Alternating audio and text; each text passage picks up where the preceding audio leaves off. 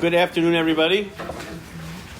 So you know they're in the right room. I'm Jeff Fox. The topic is, I don't remember exactly what the topic is on the piece of paper, but it's something about the genre error. You'll see what that means in just a moment. It's a pleasure to be here at the Annual Yemei Iyun, and I'm not actually teaching Tanakh, so I apologize in advance. I often joke that I became Rosh Yeshiva, so I don't have to know anything about Tanakh. I also, generally speaking, don't have to do math. That's another thing that You're in the Talmud line anyway. I'm in the Talmud line, so it's okay. So we're going to talk about Talmud eventually, but we're going to take a few minutes to get there. What I want to talk about first is nothing to do with the Talmud, but how Halakha works. So someone tell me what you think might be amongst the most important books in the history of Halakha. What's an important work of Jewish law?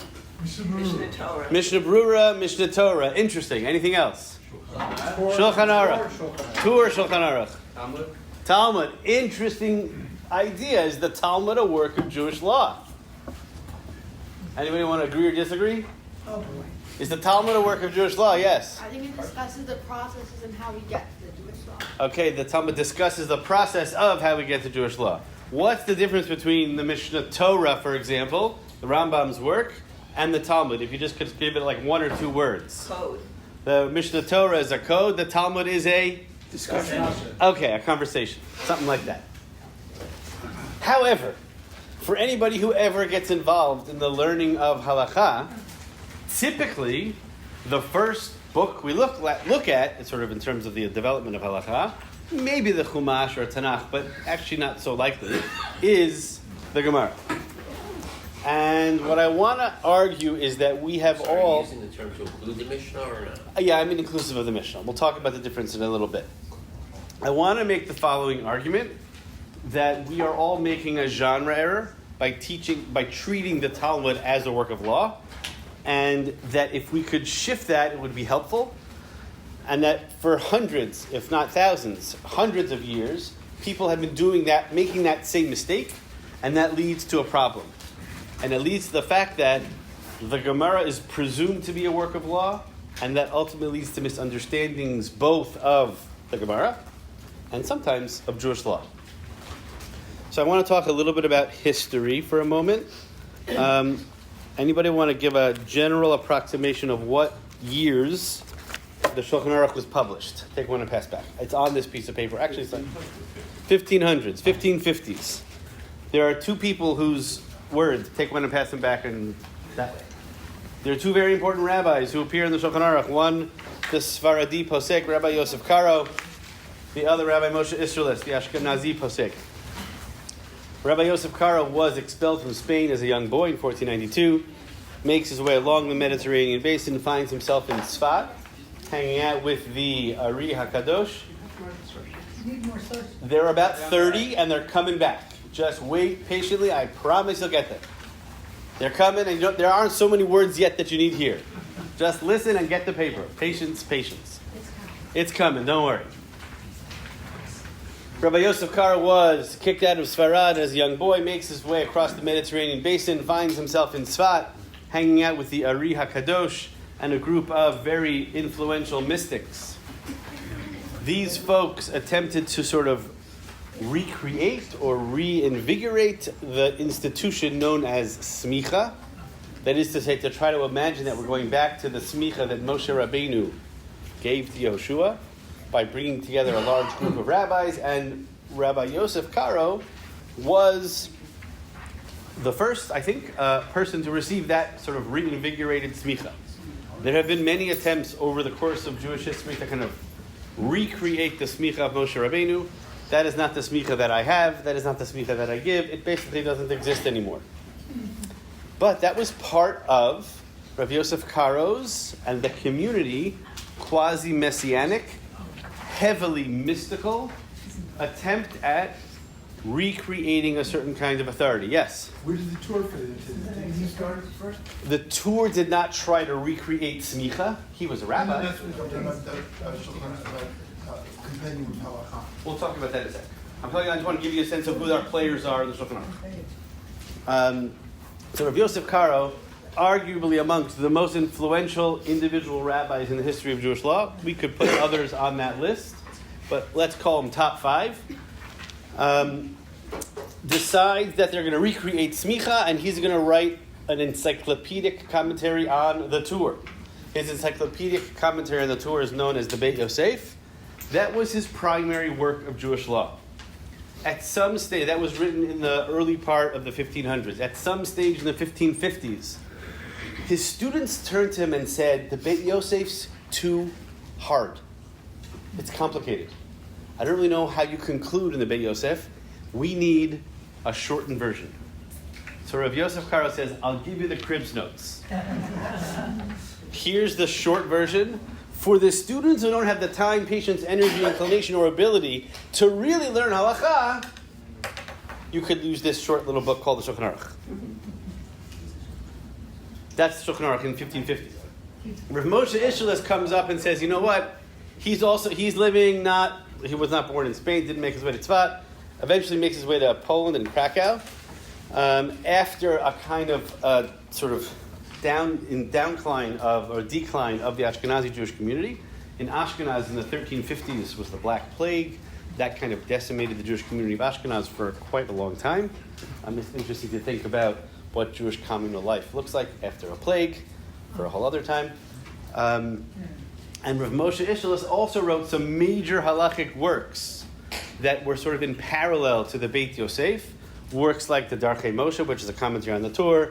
He also wrote a work called the Torah Chatat, which is a compendium of halakha, lengthy analyses.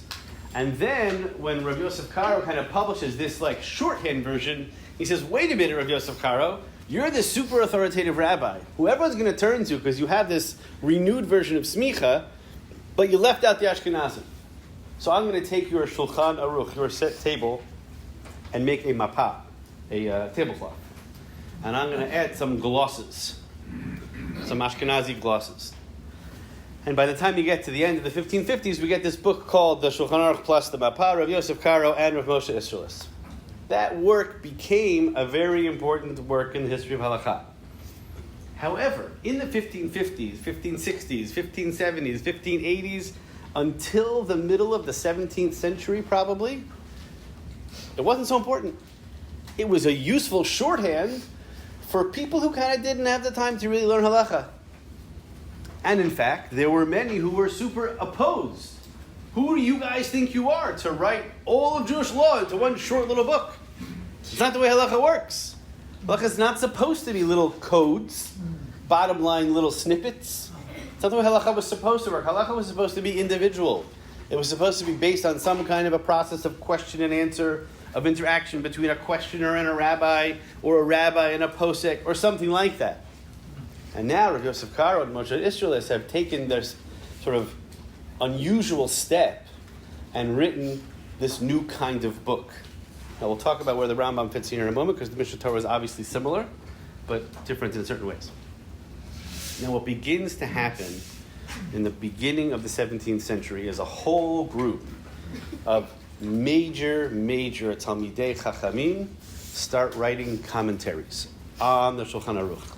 So if you picture a page of the Talmud where there's a central text and text around it, that's what the page of the Shulchan Aruch looks like as well. There's a central text and a whole group of people who are writing commentaries and super commentaries. A super commentary is just a commentary on a commentary. And so some of these great rabbis I've listed here, there's a group of Ashkenazim. The Shach and the Taz and the Magen Avraham are probably amongst the most significant. And they were all published between like the 1640s and the 1670s. So in those like 30 or 40 years, there's a huge shift from the kind of creative work of halakha happening no longer in the world of she'elot and shuvot, but funneling its way through the pages of the Shulchan Aruch. Now, there were always individual rabbis answering individual Jews' questions. But if you wanted to know like a big question, you had to go to one of these great rabbis. And these great rabbis decided that they're going to funnel their creative energy into the Shulchan Aruch. And that was happening in Ashkenaz. And a similar thing was happening in Sfarad. The Pre-Chadash and the Pre-Toar, also similar type of folks in terms of their authority, in terms of their standing in the community, hugely influential, major Talmidei Chachamim, poskim for individual communities and even for broader and their kind of creative halachic energy gets focused on the pages of the Shulchan Aruch. So what was written in the 1550s as a shorthand for students who couldn't really learn halakha became the funnel through which the history of halakha now flowed. Everything had to go through there.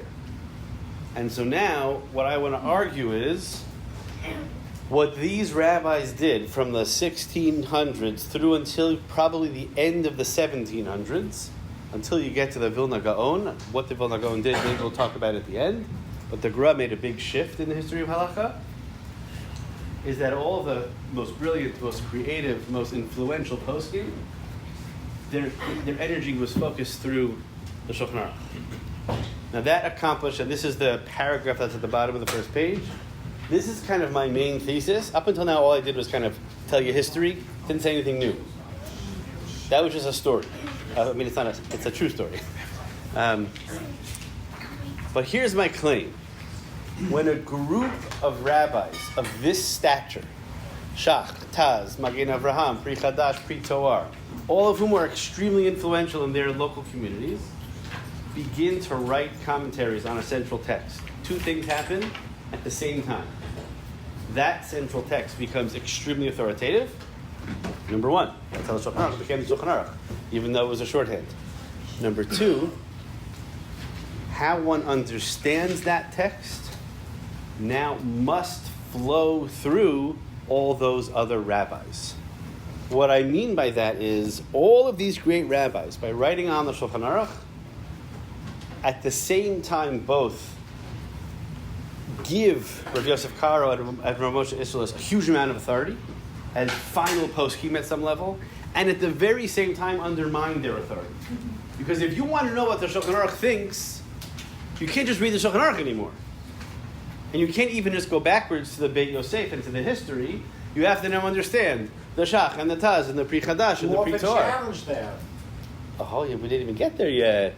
Now, part of what these great rabbis did is that they would often just explain why does he paskin this way. They would often explain what appears to be contradictions within the Shulchan Aruch between part A and part B, and they would often disagree with the Shulchan Aruch. So, for example, there's a general rule of thumb amongst Ashkenazi poskim when there is a debate between Rabbi Moshe Isserles and the Shach, Rav Shabtai Kohen, we typically follow the Shach. So the Shach, who was this great, influential, brilliant, genius, actually young man when he wrote the Shach, both gives the Shulchan Aruch authority and takes it away at the very same time. That's what books that look like that, central commentaries on the side, are always doing. You can see where we're going with the Gemara, but we're not going there just yet. That's what the history of commentary... Is there any more extra sheets that we could pass down over there? Anybody have extra, or can some people share? I only made 30. I didn't realize so many would come. It's wonderful. Give people a second. The event's going to be closed. There's no point to it. It's so distracting. Sure. They might have a Zoom in here later. Actually, nothing left today, right? But if they do, they could open it. Someone else could open. There's one more share after Mincha. Is there one more after? I don't know if there are any Zooms. I don't know. Let's get Yeah. Okay. Now, an important piece of the puzzle about all these great rabbis. Rabbi Yosef Karo, as I mentioned kind of in passing, was deeply mystical as a human being. One of his other more important books is a book in which he described Sheilot and Shuvot that he asked an angel who used to visit him on a regular basis. His angel was called his Magid. She would present herself to him as a woman, and she called herself Mishnah. So how many people attended a Tikkun Leil Shavuot this year? You stay up late, you had some cheesecake, maybe you had some Coke, you heard a wacky shir about the International Dateline. It was amazing. The Tikkun Leil Shavuot was Rabbi Yosef Karo staying up all night so that he could then go to sleep and ask a Sheilat Chalom to his angel Mishnah who would visit and answer him. That's what the most influential posek in the history of Halakha was also a hugely mystical individual. Rav Moshe Isserles' mystical side was different. He was involved in Ashkenazi Torah Tasod, a different type of the world of Kabbalah.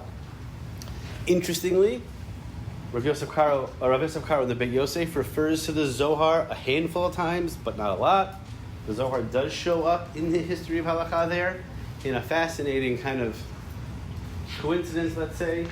The Shulchan Aruch, Rav Yosef Karo paskins 80, maybe 90% of the time like the Rambam, who did not think so highly of that world of mysticism in the Zohar.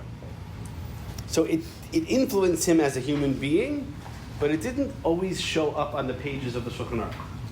And so many of these commentators viewed their job, particularly the Magen Avraham and the Pri Toar, as bringing back the Torah of the Torah Tasod of the Ari, of that kind of mystical Chabura hanging out in Sfat, who gives us Kabbalat Shabbat, bringing all of that stuff back into conversation with halachic language. So many of us who like to be misnagdim or a little bit nervous about this stuff want to try to separate out the world of Kabbalah and Halakha. It is simply a fool's errand. It's not possible. We want to be rationalists in our modern Orthodox ways. Sorry, folks, it just doesn't work. That's what's going on these pages. The reality of what these guys did is both bringing back that world of Kabbalah is also a way of taking authority. That's why it's important for our purposes.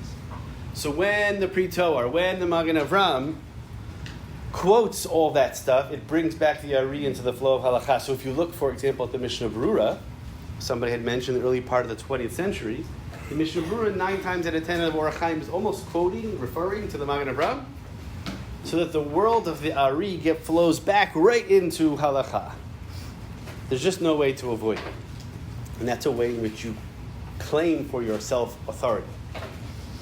So what is happening on the page of the Shulchan Aruch is both an attempt to give the Shulchan Aruch authority and at the very same time undermining its own authority.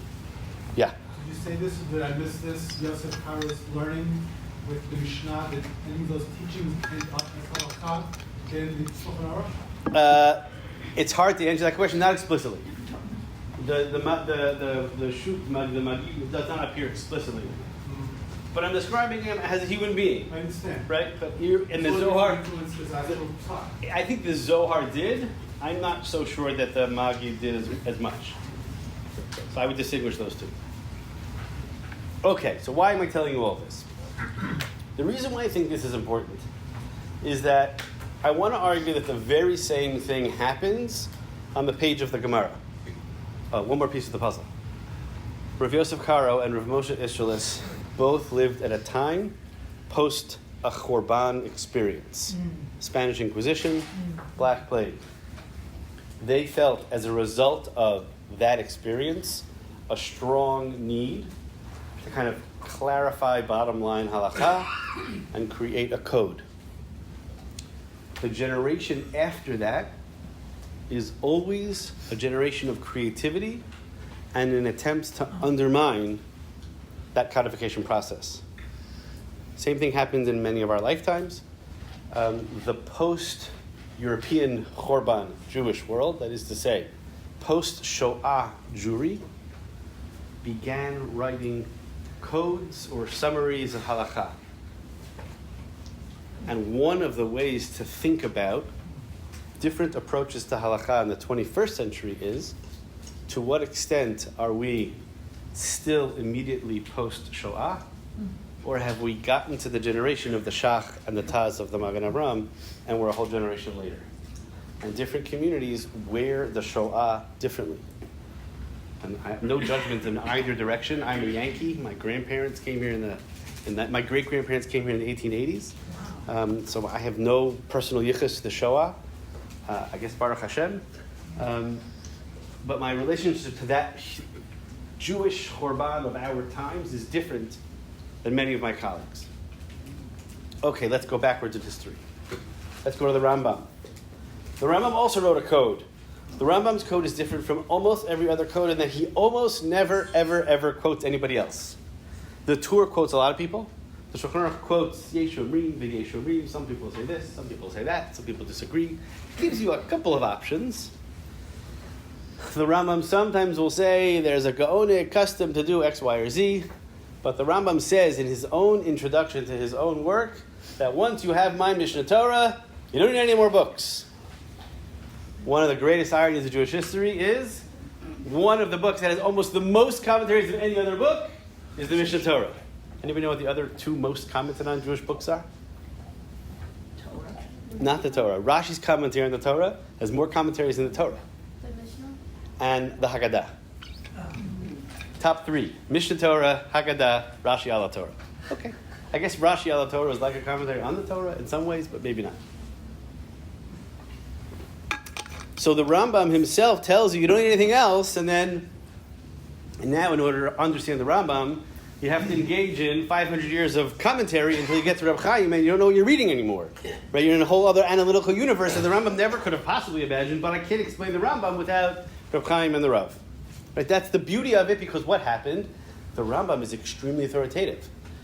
All these commentaries both prop up his authority and undermine his authority at the very same time. Okay, let's go back a little bit further to Churban Habayit, Churban Bayit Sheni, 70 of the Common Era. And now all of a sudden Rabbi Yehuda Nasi, a couple years later, a couple generations later, realize Jewish people are struggling, nobody kind of knows what to do. There is these Tanaitic Misorot kind of flying around, what we would call it today Braita, maybe there's Midrash Halakha, Tosefta, Sifra, Sifrei. There's this material that exists in the world, and Rabbi Yehuda Hanasi says, I'm going to make a decision, and I'm going to publish whatever exactly that meant in the year 210-ish or so, a code.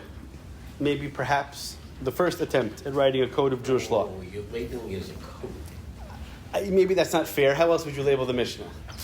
It's very hard to. I would say it's an anthology that later becomes a code.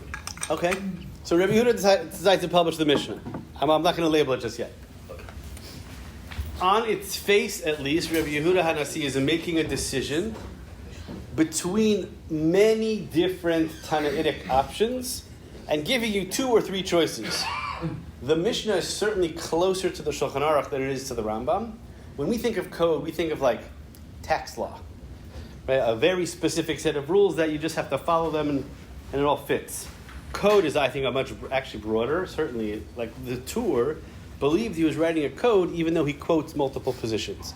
So the Mishnah and the Tur are a type of a code that preserves multiple traditions. It's a code that preserves machloket, which isn't the type of code you and I would write, which is interesting. He didn't occur to him to write something analogous to what we call, the Shulchan Aruch. Well, I think, I don't know how, it's hard to answer what he thought was in his head. I'm just saying, but in other words, if he wanted to, sort of codify things, so he really just presented, various Tanaic things as opposed to saying this is what we should do. Well, he's telling you the halakha. Your opening point is that halakha is not simply, you ask A, okay, this is B. Right, I understand. That the whole point is about multiplicity Correct. of options. Okay, so I think Rabbi Yehuda Nasi was trying to basically limit your choices, right? You look at the Mishnah. The Mishnah is a series of rabbis. You got 3 or 4 options, typically, not more than 3, typically, maybe 4, in 1 or 2 instances. And then there are things that are left on the cutting room floor. You could look at Tosefta and see other options. You could look at the Sifra, or Sifrei, and see other options. The Mechilta Sifra, you'll see the different voices. So what Rabbi Yehuda Nasi is doing is making a choice, telling you who's in and who's out, which is kind of what a code is. It's not exactly like a tax code, but it's a code of a certain type. And then the Gemara steps in. And what the Gemara does to the Mishnah, I would like to argue, is the same thing that all the commentators in the Shulchan Aruch did to the Shulchan Aruch. And it's even more explicit, even though we don't want to look at it. What I mean by that is that the Gemara will often say, well, what about this Braita, V'ha Tanya? Don't I have another Braita, another Tanaitic Masorah, that you, Rabbi Yehuda Nasi, left off? And the Gemara says, I'm going to bring it back into conversation with the Mishnah. It's actually a very explicit challenge of the authority of the Mishnah. What the Gemara is doing is saying to Rabbi Yehuda Hanasi, I'll say it in a not nice way, who do you think you are to remove all that other piece of the Masorah? And all the other Braita stuff. How do you think you have that authority? It's not the way Halakha works. We're supposed to have a bunch of choices. The local rabbi in a local situation with a local questioner is supposed to offer an answer that fits the time and place and needs of that person. And that's at some level what the Gemara is. We call it a conversation, right? It's a sort of flowing, free-form conversation, but it's structured, at least in theory, as a commentary on the Mishnah. Very quickly we'll leave the Mishnah in its dust, but that's what it's structured as. It will pick apart the Mishnah one way or another, quote parallel materials, ask questions, clarify the Mishnah, and then move forward. And then you get the associations, and then you also get Agadah. Right? There's a whole other piece of the Talmud we're not even touching on, which is approximately 50%, which is a whole bunch of material that has nothing to do with Halakha, at least on its face. The world of Agadah. There are a couple of places where Rashi, in his commentary on the Gemara, comments on the Gemara's use of the word Talmud. It's kind of a funny thing to think about. It's not really self-referential, because there was no book called Masechet Shabbos yet, or Masechet Bava Metzia yet, but the Gemara uses the word Talmud to refer not to a book, but to a method. And Rashi, so now I'm actually going to read a source. Up until now I've just been chatting. Rashi says in the middle of page number 2, I skipped the first part, which is the context of the Sugya of Basila Gimel. The Dibur Matchel is the word Talmud. I should have left the Dibur Matchel, and I apologize that I took it off. What is the Dibur Matchel? Talmud. So what's the purpose of Talmud? Lateit lev, to pay attention. Lahavin stimot ta'amei hamishnah mahem. To understand the hidden meaning of the Mishnah, what is it? Number 1. Number 2, uchesheshtayim sotrot zo et zo. When two Mishnayot at least appear to sort of contradict one another, Yavin l'taretz, you should understand in order to answer, sheyihiu shtehen kayamot. Explain away the differences between Mishnah A and Mishnah B. Number 3, Ola da'at divrei hatanaim hacholkim badavar. Or to know, who's talking here? I have a stam Mishnah. Is it Rabbi Meir or not? The name Mahamani Ploni Chachamu. Who is the author of this Mishnah? It's so-and-so. How do you know it's so-and-so? You look at the Tosefta, and the Tosefta tells me this is Rabbi Yehuda and this is Rabbi Shimon, and then I bring it into the Mishnah. For Rashi, the word Talmud is describing an action, or a way of thinking, or a way of reading. It's not, at least not yet, a book. And so what the Talmud does to the Mishnah is, in a very real way, an undermining of the project of Rabbi Yehuda Hanasi.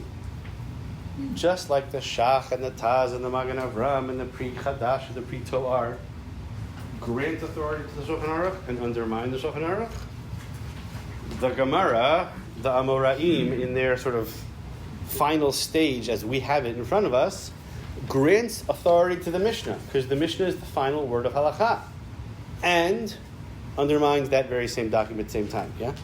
Interesting, because one thing the Talmud frequently does is take a Mishnah that on the face of it is a blanket pronouncement and then limit it to one obscure case that pretty much never happens. So simultaneously grants it authority and takes away any impact it has on the discussion. That's exactly what the Gemara does. That's called the Nukimta. We're going to limit this case for one reason or another.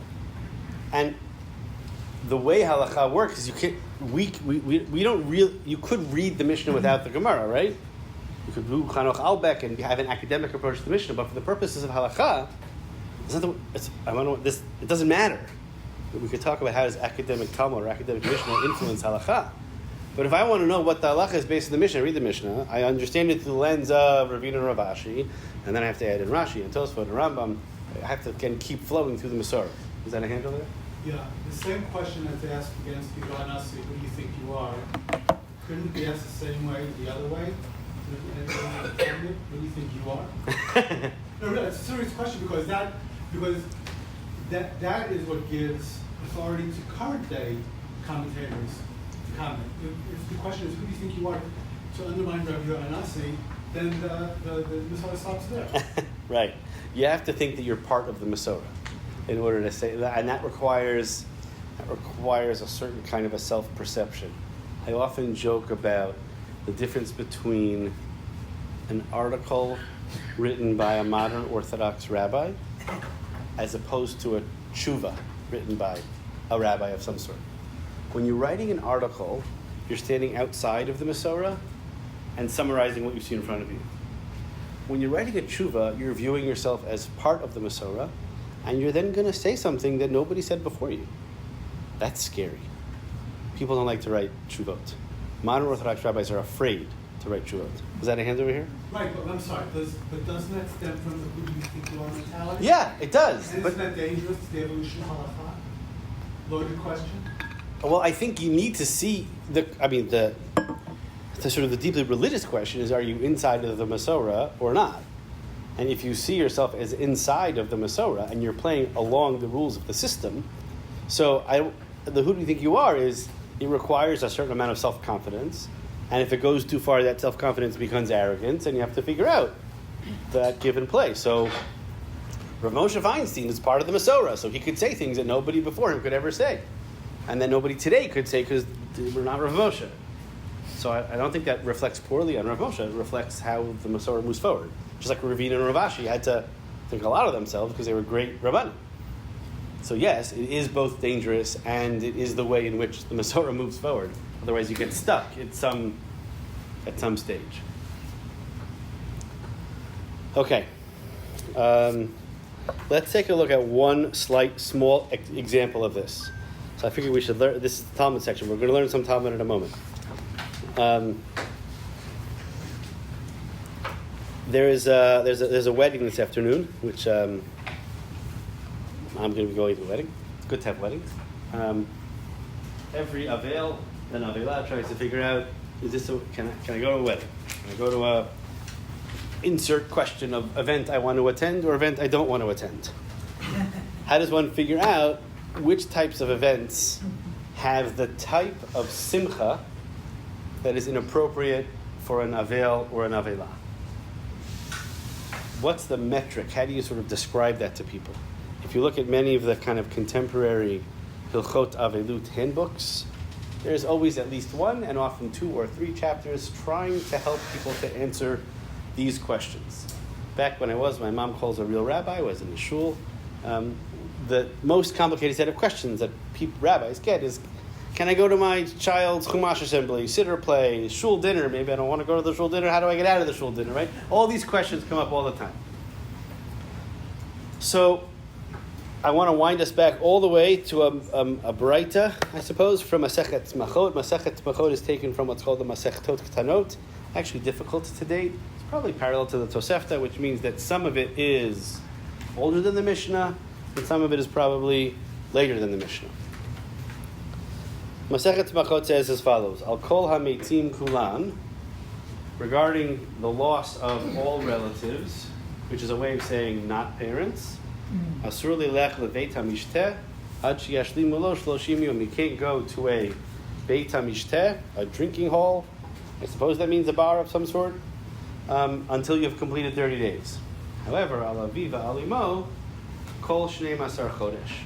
One can't go to the beit hamishter for the full 12 months. However, when can a person who is mourning the loss of a parent attend the Beit HaMishter or something like that?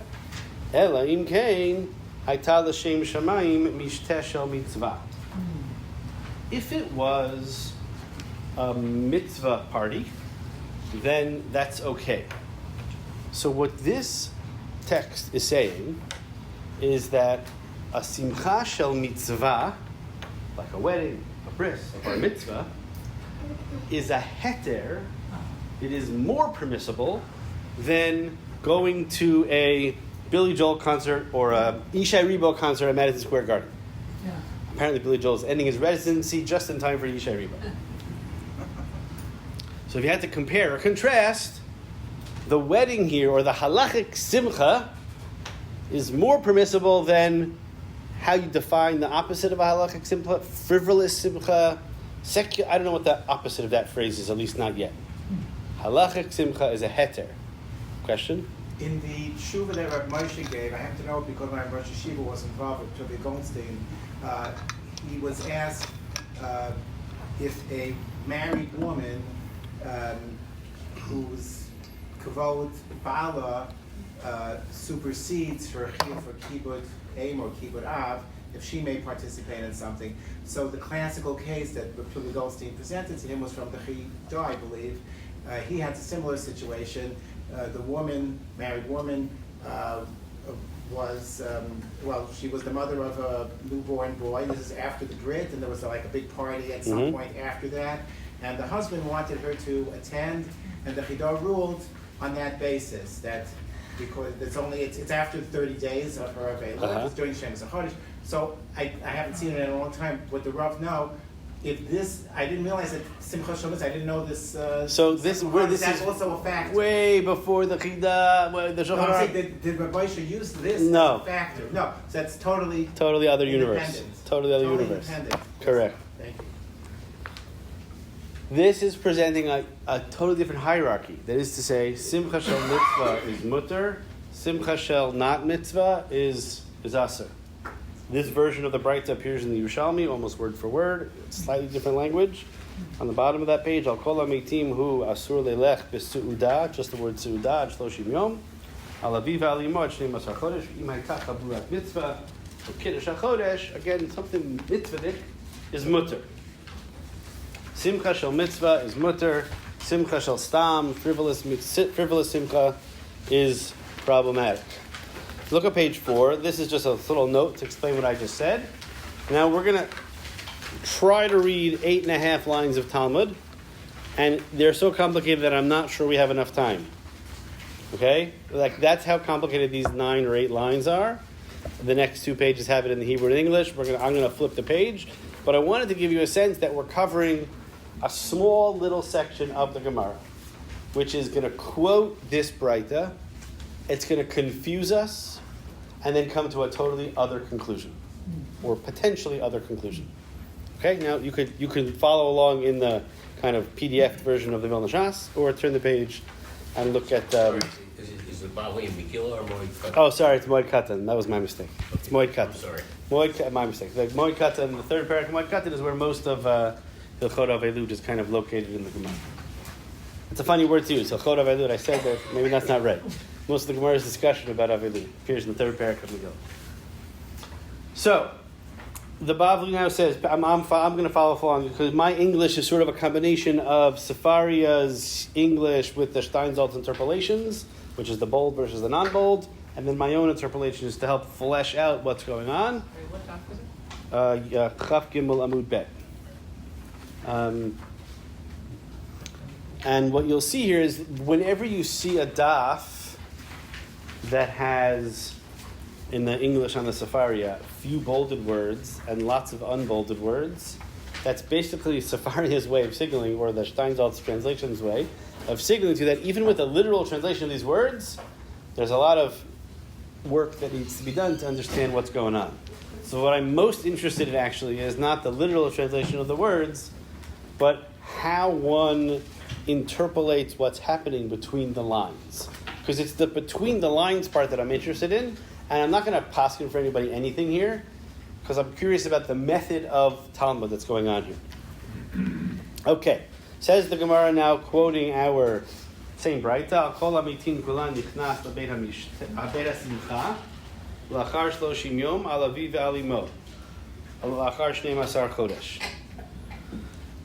So it sounds like a direct citation. Then the Gemara says, Amar Rabba bar Chana ule simchat mireut.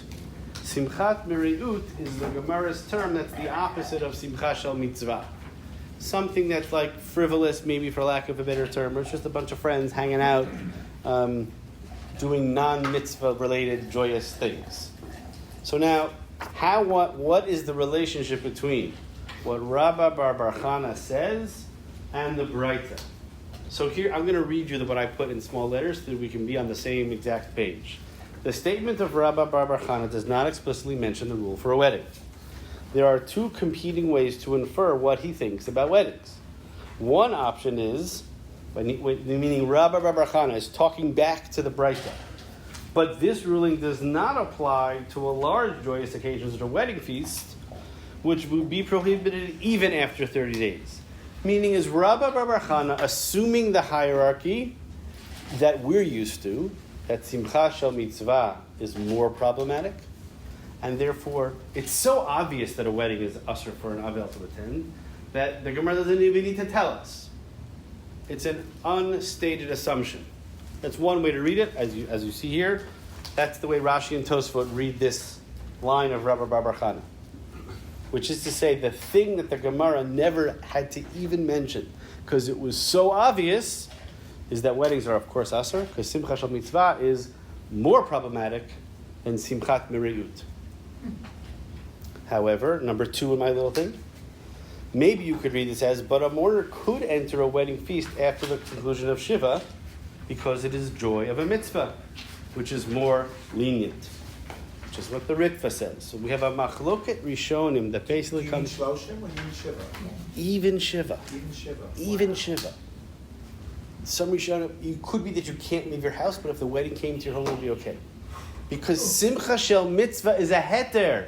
According to the Braita and Smachot, as appears in the Yerushalmi, there's no reason to think you can't attend a wedding. Now, who's right here? Which type of simcha do you think is more appropriate or inappropriate for an avel? The simcha of a wedding or Yishai Ribo? Isn't it kind of it's a close relative? Let's assume we're talking about parents.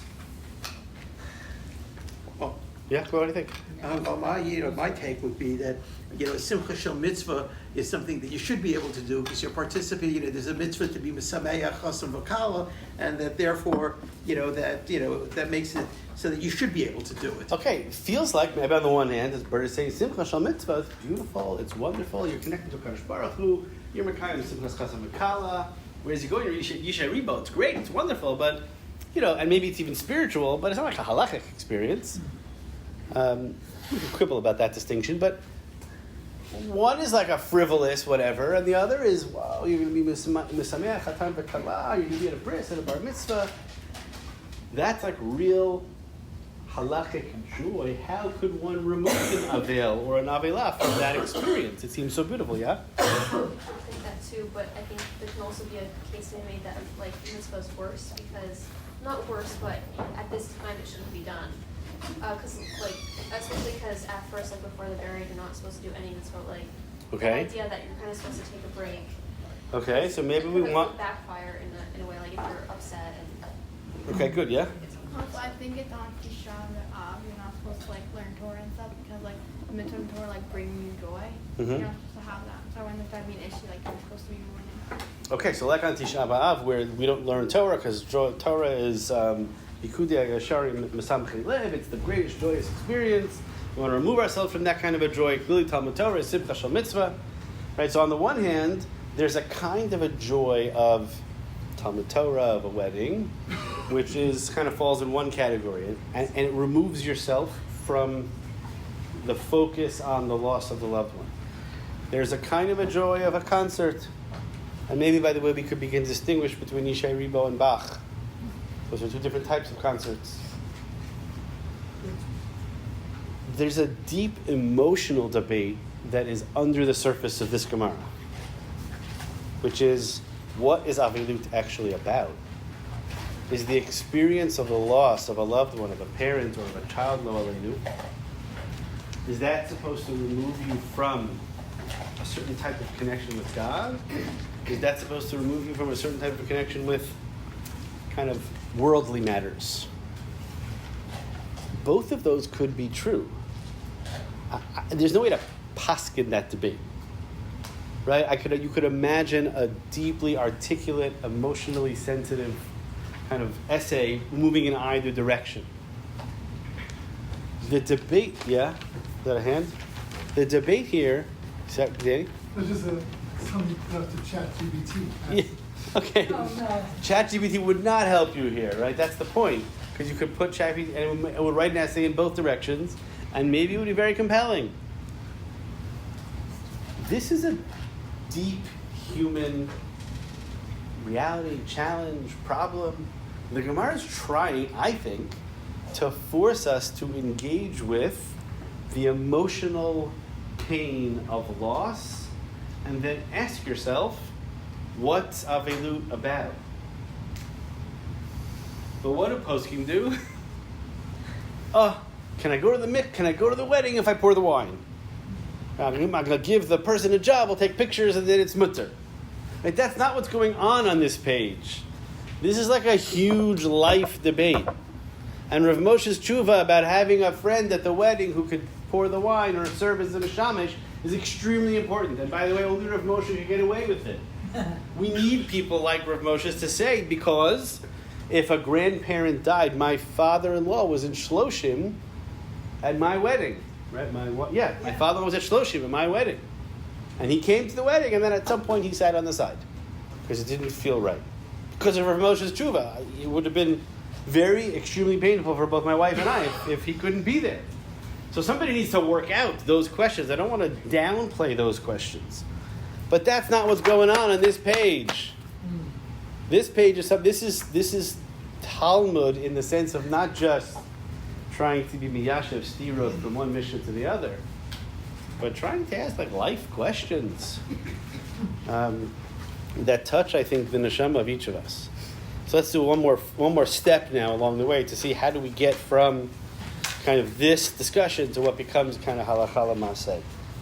So the Gemara, when we have our braita that we know at the top, Al kol ha-meitim kulan for shloshim yom, Al aviva alimo shnei masar chodesh.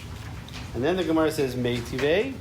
The Rabbi Baruch says ulesimchat b'reut. That's dafka simchat b'reut. Meitivei ulesimcha ulemereut shloshim yom. Here we have a version of the braita where simcha is sort of position is number one, and mereut is number 2. They're separated out, which seems to imply that simcha is simcha shel mitzvah, and mereut is the frivolous side, meaning that both are prohibited. Ule simcha ule mereut, not le simchat mereut, but they're 2 separate categories. Shloshim yom. Wait a minute, Rabbi Barchana, how can you say simchat mereut is problematic? Because we know that both simcha and mereut is problematic. And then the Gemara, what's the Gemara's answer? Kasha. Doesn't paskin anything, right? We're gonna have to figure out where the Gemara goes in a second. But the Gemara will very often end with the word kasha. That's a really good question. If this were a code, we're doing a really bad job.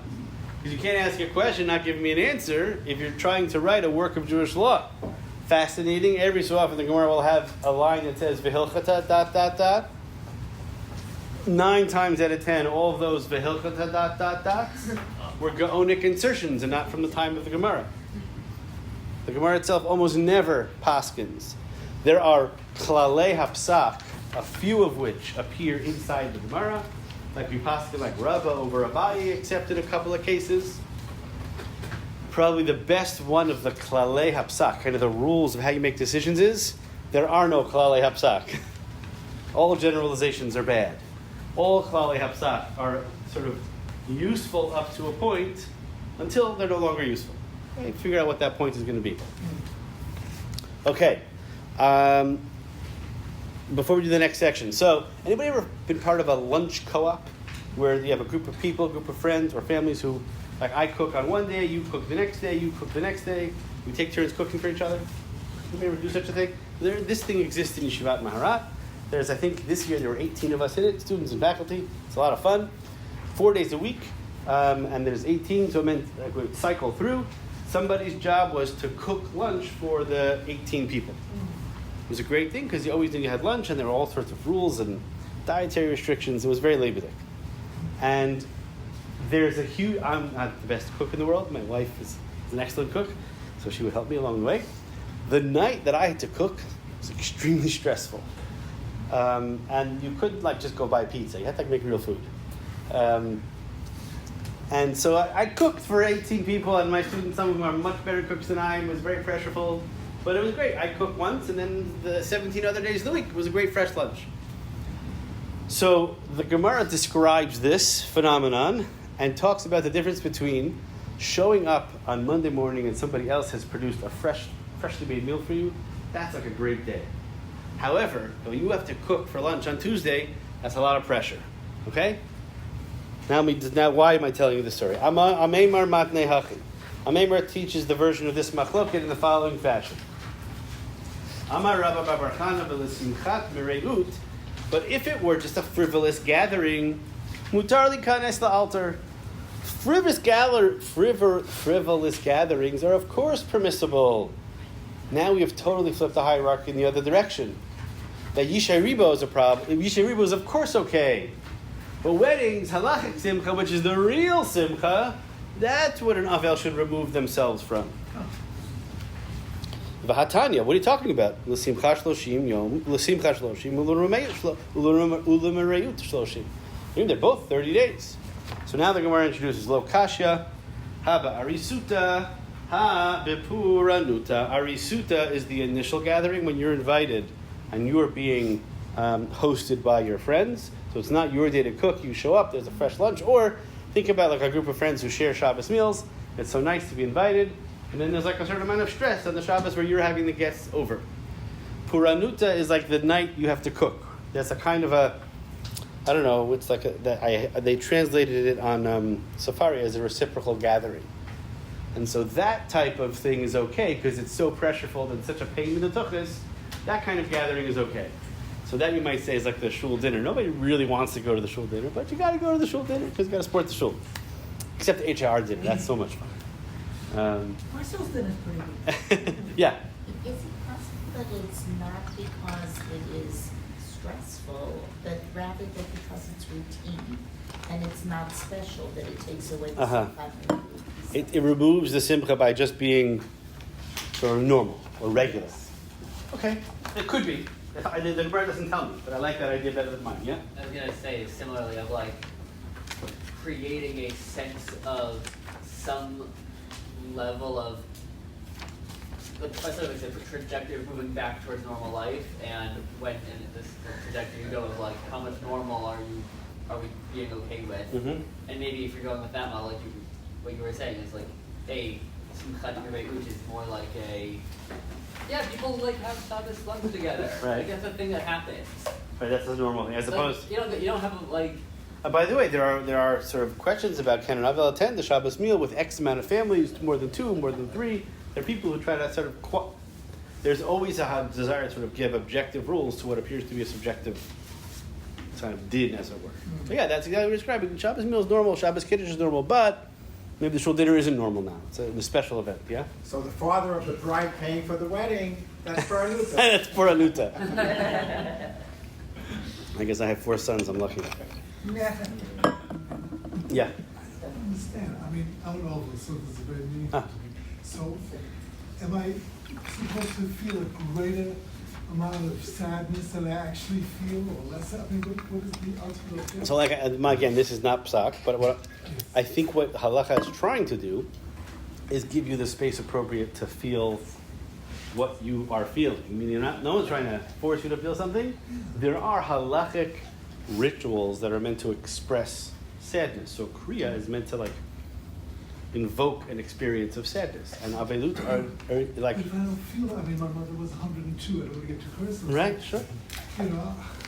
Yeah. So I hear you, and so the question is, does that mean you should or could go to the shul dinner or to a wedding? I don't know.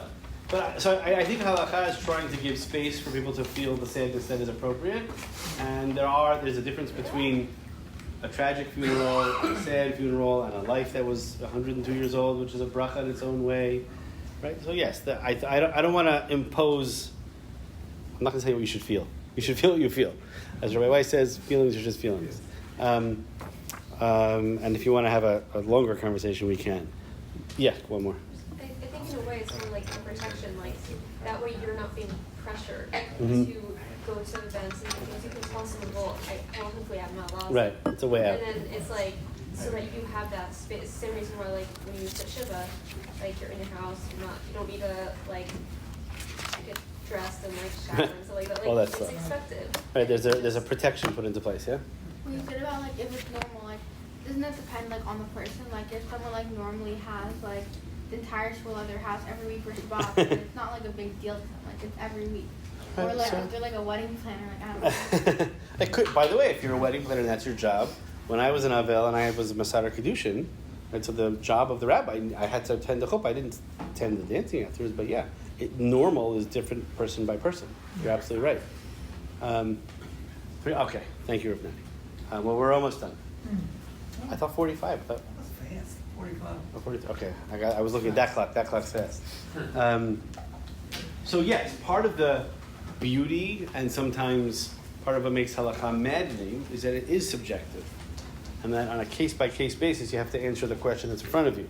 And the desire of the 21st century handbook to like outline every possible case is like against the grain of halakha. Because the point of halakha is to allow the questioner and the rabbi to have a relationship. That's why I hate WhatsApp shilas. It's okay if anybody in this room has ever asked me WhatsApp shilas, it's totally fine. I'll continue to answer. But I hate it because I don't know who, especially if it's a random person I've never had a relationship with. I don't know who you are, I don't know where you're living. You want me to give you random advice about some questions? Fine, if it's like your pots and pans, we'll work it out. But like real questions are not meant to be answered on WhatsApp. Which is not, I mean, the whole country of Israel runs on WhatsApp. I don't know how that works, but fine. Like in real life, when you have real questions, like life and death, what's your emotional experience of this moment and can I attend this simcha? It's not a WhatsApp question. It's like a real conversation. So I think that part of what I wanted to present is that the genre error that goes on in the history of halakha, which I think is actually important, is to attempt to take Talmud, which we just looked at 6, 8 lines, and turn it into a code, turn it into a book that at least can guide us in our making of halakhic decisions. We need something like that. But if we would learn more to treat Talmud as a verb as opposed to a noun, and allow space for all of those different messy emotions for whom sometimes the loss is tragic and sometimes it's the joy of a life well lived, then ultimately people are sort of better served by the halakhic system. It doesn't mean that everything goes. It means there's going to be a set of boundaries and possibilities, and within those boundaries we end up with a lot more space for the lived human and emotional, messy experience of life, which ultimately I think serves the Jewish people better. Yeah? But it sounds like you're saying now that even the codes are not, you're not distinguishing between Talmud and the codes, you're saying. Yeah, the codes aren't really codes. It's true. Yeah. Even codes aren't meant to be codes. But maybe they thought they were writing codes, but then we undermined their authority as codes. Okay, have a wonderful rest of your day, everybody.